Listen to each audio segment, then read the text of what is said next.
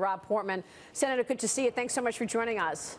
Maria, great to be on with you again. So what is your reaction to the president vowing to veto any short-term fix to fund the government?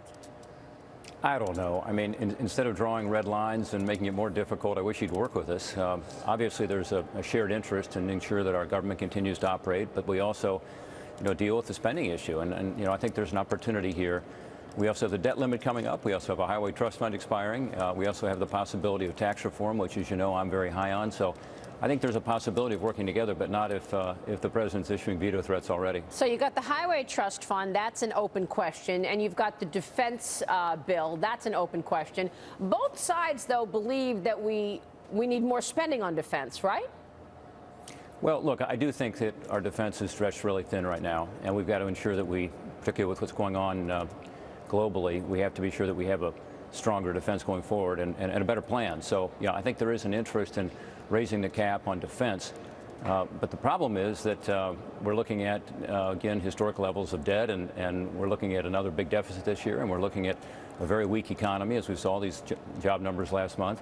And it's not the time to be increasing spending generally, but there is an opportunity, I think, to help on defense through this combination that I talked about of tax reform that makes sense, dealing with the highway, crumbling roads and bridges, and being sure that we continue to operate government. So your priorities are tax reform and this major infrastructure bill that you've been working on, as well as defense spending. Is that a fair statement? Those are the priorities?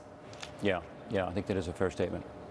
Tax reform, Senator Stacey McDowell, don't you think that will have to wait until the next president's elected? Because that's really kind of the platform in various ways that the candidates who have released tax plans on the Republican side have laid out some form of tax reform.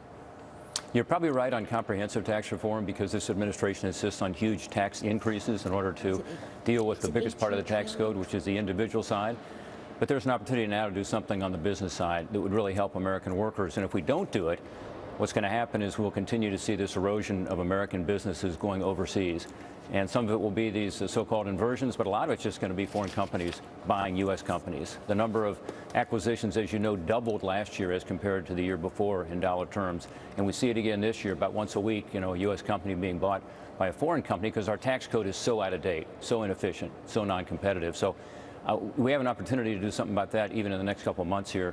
We sure should. Senator, when you go back to the infrastructure point, how do you defend, or how do you turn this into a positive for the Republicans against these big Bernie Sanders $18 trillion spending plans? And again, I think most people would admit that the infrastructure case is readily apparent to anybody who's driving down the road. So how do you turn that into a positive for the Republicans? Or landing at JFK. Yeah.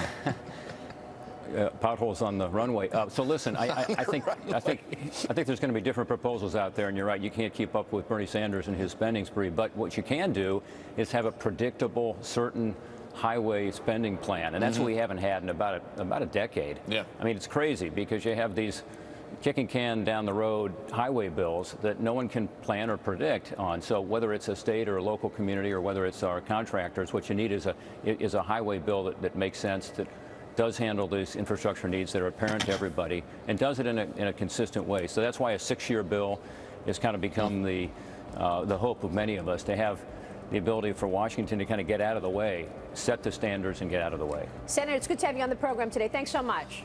Maria, always great to talk to you. We'll see you soon.